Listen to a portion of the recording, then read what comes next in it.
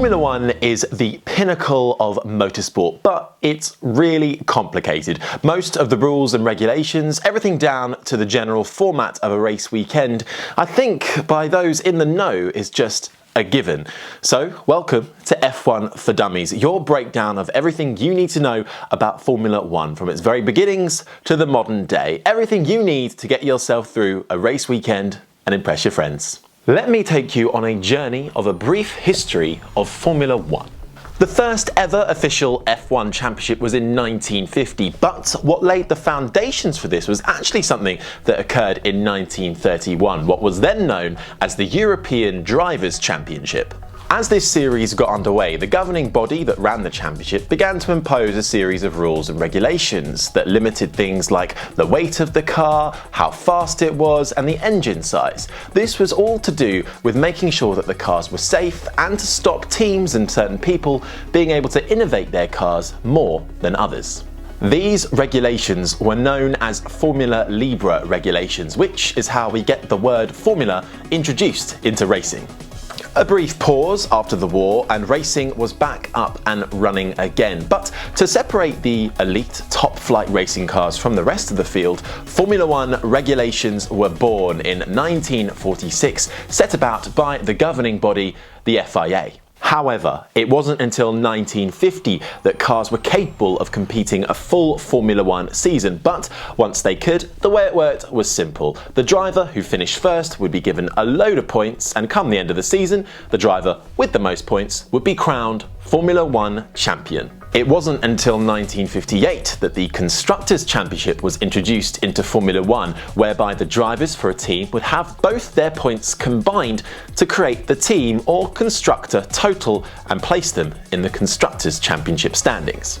Today, Formula One is very much a business, and it's the people who you don't see or hear about that run and shape the championship to what it is today. The FIA is the official governing body, overseen by President Jean Todt, and they oversee loads of other motorsport championships, including Formula 2, Formula 3, Formula E, the World Endurance Championship, and so many more. In 2016, Liberty Media, an American company, bought the controlling stakes for a lot of money and now own the rights to Formula One. And actually, they've done a lot of great things under Chase Carey's leadership, and that moustache alone is enough to be beloved. Right, that's your basic history. Let's fast forward to 2020.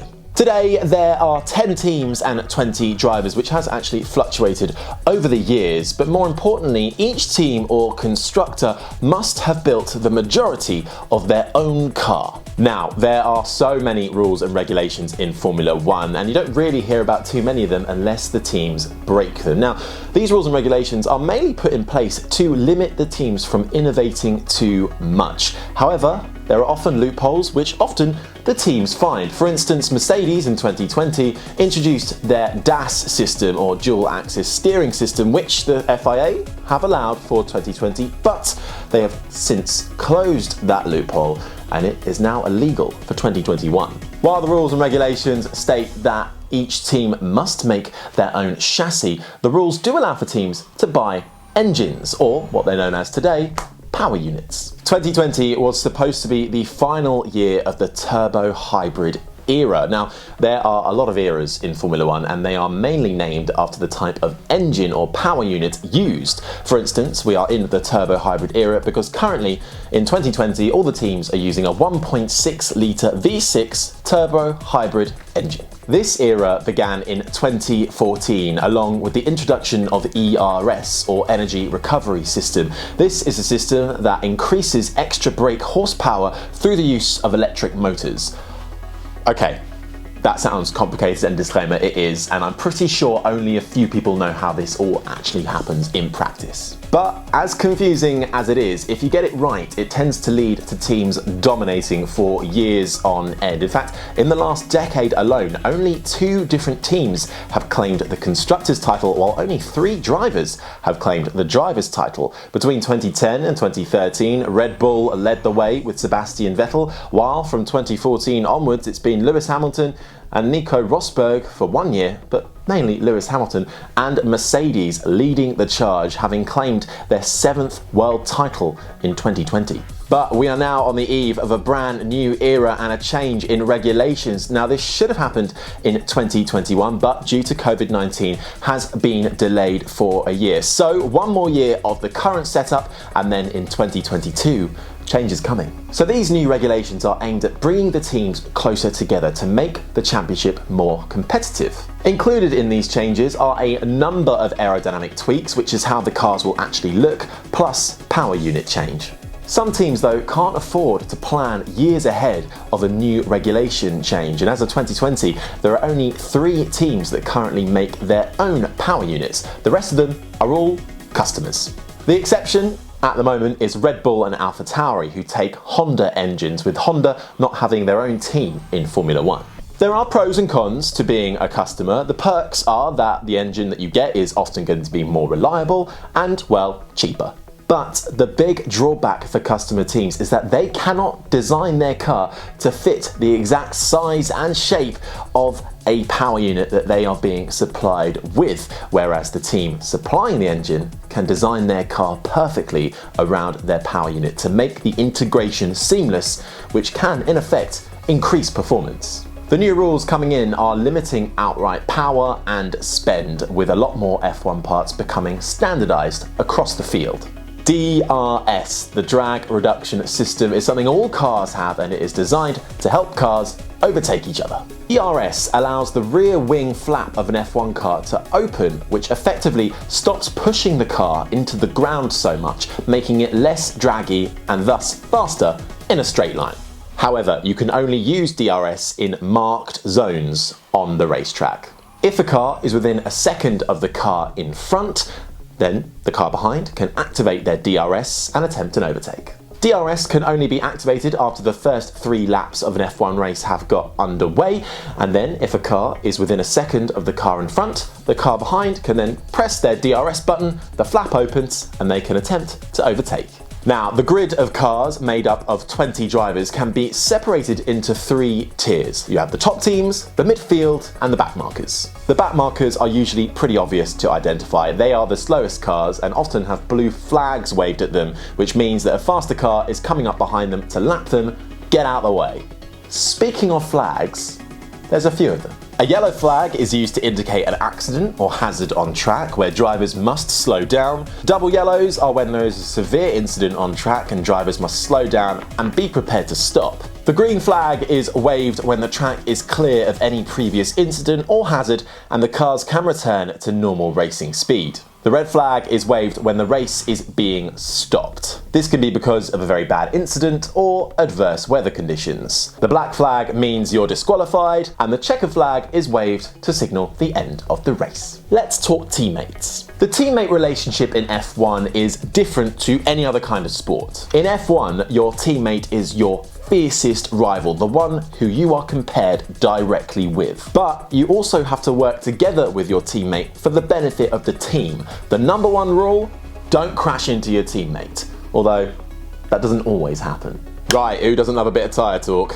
Tyres are actually one of the few things teams have control over, which they can adjust to benefit them strategically. Throughout Formula 1 history, there have been multiple tyre manufacturers. Currently, Pirelli supplies all 10 teams with tyres, but we have had multiple manufacturers involved at the same time. Michelin and Bridgestone have, of course, been involved in Formula 1 fiercely and ferociously, leading to what many call tyre wars. Here's where it gets complicated. In 2020, there are several different types of tyre compound that teams can use throughout the season. On a very basic level, and disclaimer, I am missing stuff out here, but on a very basic level, this is how it works. There are dry tyres, which are separated into broad categories. You have the red marked soft tyre, the yellow marked medium tyre, and the white marked hard tyre. The harder the tyre, the slower it is, but even though it has less grip, it does last longer. Then there are wet tyres when it's, well, raining or if there is a damp track. You have the green intermediate tyres and then the blue marked full wet tyres. Pirelli selects which compounds the teams can use well in advance of each race. A typical Grand Prix takes place over a weekend. Friday sees free practice 1 and 2, Saturday is free practice 3 and qualifying, and Sunday is the all-important race day. There are exceptions, of course, and if we take the 2020 COVID effective calendar out of the equation, Monaco still stands as an exception, where Thursday is the day that free practice 1 and 2 take place on, with all the teams having Friday off before Saturday resumes with free practice 3 and qualifying. Let's talk practice. FP1 and FP2 are 90 minutes each, and FP1 is the only time where teams can use a test driver to take out on track to test and evaluate them. FP3 lasts 60 minutes, and between Friday and Saturday, teams are allowed to work on their cars, but only up to a limit. Once this limit has been broken, the teams can get a penalty. Overall, practice doesn't count towards anything to do with the overall championship, but it is crucial for the teams and drivers in terms of setup and getting to know the track. Qualifying takes place on a Saturday and determines where the cars line up on the grid for the race on Sunday.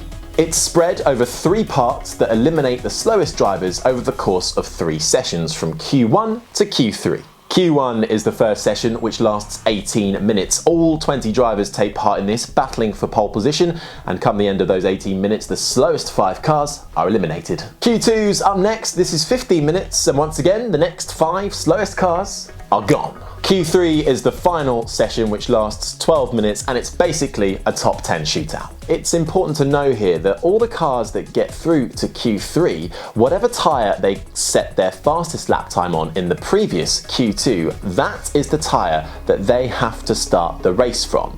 If you start 11th or 12th, you can pick whatever tyre you want, and it actually gives you a bit of a strategical advantage. Then whoever sets the fastest lap time come the end of Q3 achieves P1 pole position and starts the race from first. Finally, we get to the all-important race. The number of laps a race is determined by a couple of factors. It must exceed 205 kilometers, excluding Monaco, of course, and it cannot exceed 2 hours. Drivers can leave their pits on old tyres and drive round to the grid before switching out their old tyres and putting on their race tyres. Once on the grid, teams are allowed to prep the cars for the race, keep the tyres in their warming blankets, the driver can go to the loo, interviews happen, the national anthem plays, and all the pre-race stuff happens. Teams must depart the grid before the formation lap gets underway, which means they have to actually get off the tarmac and stand on the little grass bits that are either side of the racetrack. Otherwise,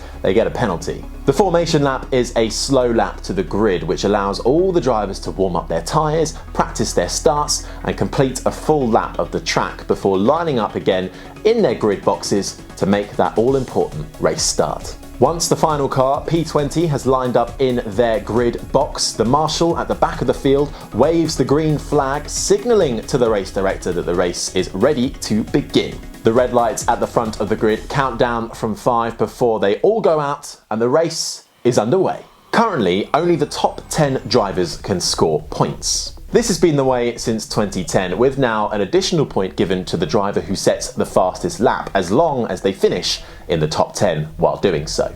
And that is it, your absolute basics of F1. There is, of course, way more detail I could have gone into, and I have missed some bits out, but we would have been here all day otherwise. So if you've made it this far, firstly, well done. And secondly, you are now well equipped to understand and enjoy your next Formula One race. I've been Harry Benjamin, thank you so much for watching. Do make sure you like and subscribe and leave a comment in the box below if you've enjoyed it. And in the meantime, I'll see you next time.